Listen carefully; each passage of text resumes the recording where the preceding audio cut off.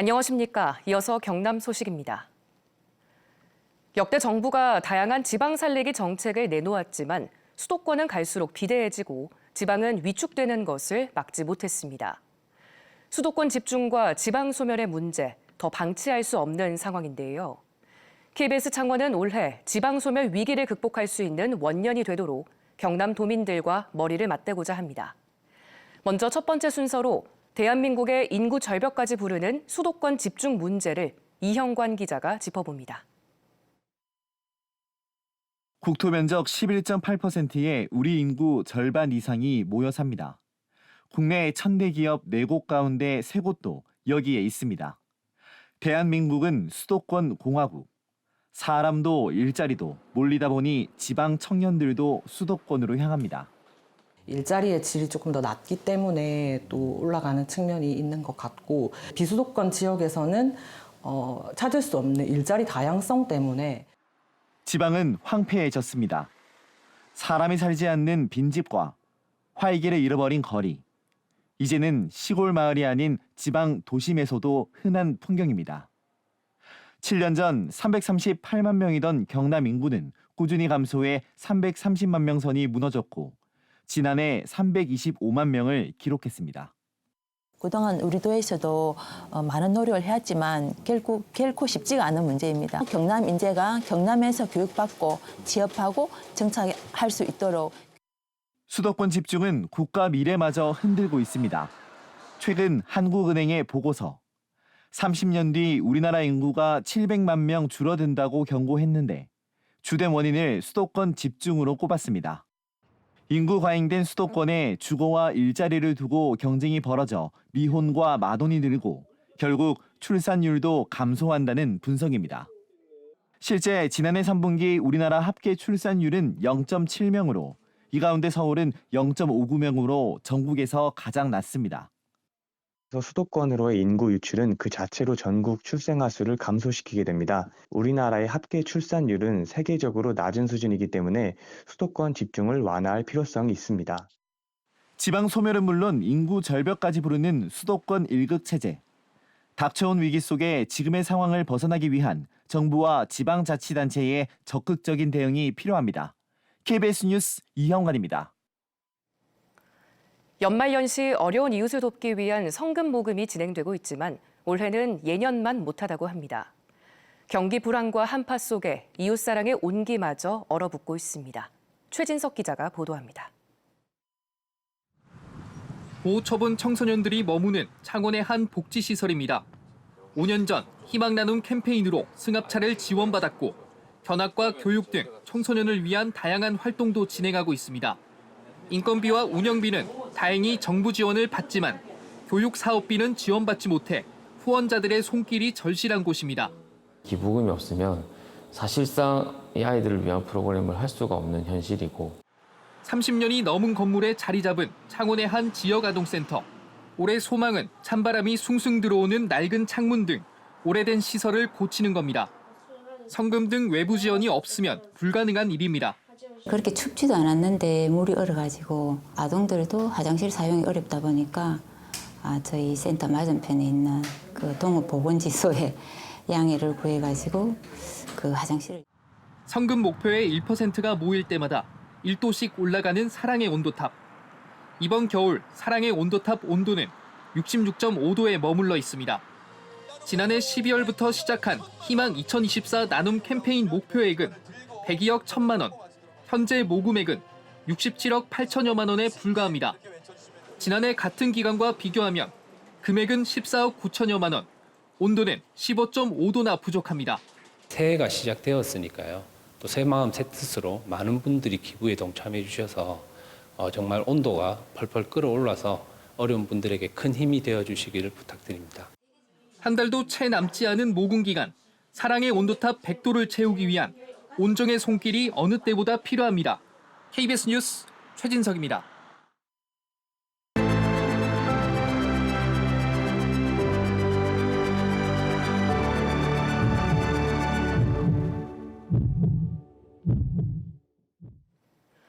올해로 조성 50주년을 맞는 창원 국가산단은 우리나라 제조업을 대표하는 이른바 히트 상품들을 만들어냈습니다.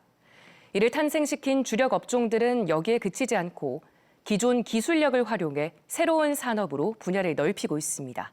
윤경재 기자가 보도합니다. 창원에서 쏴 울산에 있는 목표물을 명중시킬 수 있는 최대 40km 사거리에 15초 사면발이 가능한 화력과 기동성까지 갖췄습니다. 추정 세계시장 점유율 50%를 넘는 K9 자주포입니다. 우리나라 특유의 산악지형에 특화돼 험한 산을 빠르게 달리면서도 목표물을 놓치지 않는 K2 전차. 로켓 발사체 천무와 장갑차, 군함과 전투기 엔진까지 모두 창원 방산 기업들이 만들어낸 K방산 최고의 히트작들입니다. 시험 결과로는 그 전 세계 유명한 전차들 동등 이상의 성능을 발휘한다고 입증이 되었습니다. 가성비는 독일의 레오파드 2 전차에 비교를 하게 되면 아주 많이 싸다고 이야기 들었는데 지난해 5월 우주로 날린 누리호. 방산 무기와 우주 로켓은 고열 고압을 견디는 극한 소재와 강력한 유도 추진, 연료 등의 분야에서 사실상 같은 원천 기술을 활용합니다. 국방력 강화의 대업을 짊어졌던 창원 국가산단 방위산업은 우주항공이라는 새로운 산업으로 영역을 넓히고 있습니다. 누리호의 심장인 엔진을 비롯하여 핵심 구성품들을 개발하고 있습니다. 누리호 발사 성공을 통해서 기본적인 기반 기술은 확보되었다고 생각을 하고 있습니다. 1980년대부터 창원 국가산단 중공업의 주력 분야는 조선과 초대형 엔진, 발전 설비였습니다. 세계 무대에서도 독보적인 수준의 이 기술들은 미래 에너지 산업에 고스란히 활용되고 있습니다. 선박을 만들던 특수 용접 기술은 해상 풍력 설비를 제작하고 162도로 냉각된 천연가스가 흘러가는 라인이기 때문에 극저온 상태를 견뎌야 되는 그런 구조물이라서 일반적인 경력으로는 만들 수 없다고 볼 수 있습니다. 발전의 꽃으로 불리는 터빈 기술은 신재생 발전기 모터 생산에 적용되고 있습니다. 전기를 만드는 사업을 계속적으로 영위를 해왔지만 앞으로도 이게 이제 신재생 에너지로 전환이 되면서 수소를 만든다든지 아니면 혼소를 만든다든지 하는 그런 가스터빈 쪽에 계속적으로 연구 개발을 하고 있고 원전은 소형 모듈 원전 SMR로 분야를 넓히고 정밀 기계 기술은 수소 생태계 구축의 바탕이 되고 있습니다. 기밀성이 얼만큼 잘 유지가 되는지도 되게 중요한데 그거는 어떻게 보면은 창원이나 이제 경남 지역에 있는 기계산업 쪽에서 상당히 노하우를 많이 가지고 있는 부분이라고 할 수 있어요. 티코의 길은 넓다. 아, 여유 있는 티코. 1991년 티코부터 우리나라 경차의 역사는 창원에서 이루어졌습니다. 냉장고와 에어컨을 필두로 한 전자제품도 창원 대표 히트 상품입니다. 자동차와 전자 두 산업은 빠르게 많은 부품을 만들고 조립해야 하는 특성상 자동화 로봇 수요가 컸습니다. 로봇 도입이 가장 빠를 수밖에 없었는데 지금은 이 자체가 새로운 업종이 됐습니다. 전국 로봇 산업 매출의 5분의 1이 경남에서 나올 정도로 유망합니다. 로봇 유지 보수 그리고 설비 보전 관리 전문가 오퍼레이터 이런 기존에 없던 그런 새로운 부가가치 있는 업무를 창출해서 산업의 탄소 중립, 첨단화는 거스를 수 없는 시대의 흐름이 됐습니다. 이 흐름을 따라 창원 국가산단 역시 기존의 기술력을 활용해 산업 구조를 넓혀가고 있습니다. KBS 뉴스 윤경재입니다. 오는 4월 10일 치러질 21대 국회의원 선거 예비 후보를 소개합니다. 김해시 을선거구입니다. 더불어민주당 신상훈 예비 후보입니다. 전 경남도지사 예비 후보로 경남도 의원을 지냈습니다. 국민의힘 서종길 예비 후보입니다. 전 미래통합당 김해을 당협위원장으로 현 경상남도 의정회 회장입니다. 국민의힘 이춘호 예비 후보입니다. 국회의원 보좌관을 지냈고 현 대통령 직속 국민통합위 경남지역 위원입니다. 국민의힘 김성우 예비 후보입니다. 국민의힘 김해을 당협위원장으로 경남도당 수석 부위원장을 맡고 있습니다. 국민의힘 김장한 예비 후보입니다. 16대 대한법의학회 회장을 지냈고 현 울산대 의과대학 교수입니다. 국민의힘 박진관 예비 후보입니다. 전 대한민국 명장회 감사로 비영리단체 보냉가설 봉사단장을 맡고 있습니다. 진보당 이천기 예비후보입니다.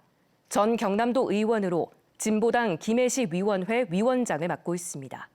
지금까지 김해시 을 예비후보자였습니다.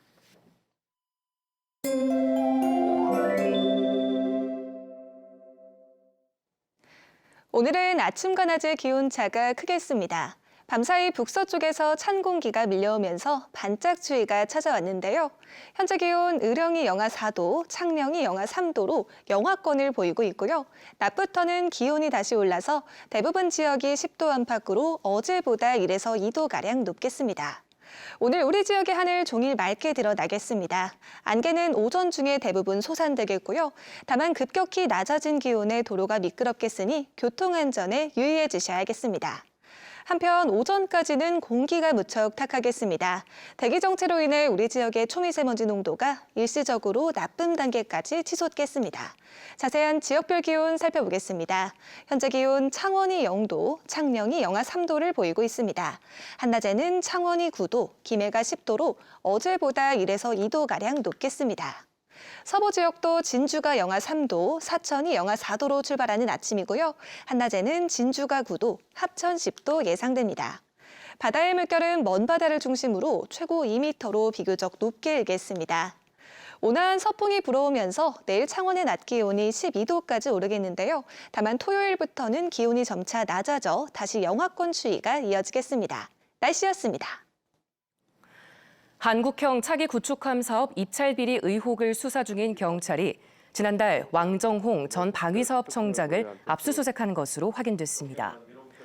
왕 청장은 7조 8천억 원 규모의 구축함 사업에서 현대중공업에 특혜를 준 의혹을 받고 있습니다. 방위사업청은 지난 2020년 현대중공업이 전 대우조선해양을 제치고 구축함 사업자로 선정되는 과정에서 기술 유출 감점 규정을 삭제해 특혜 의혹이 제기됐습니다. 뉴스를 마칩니다. 시청해주신 여러분 고맙습니다.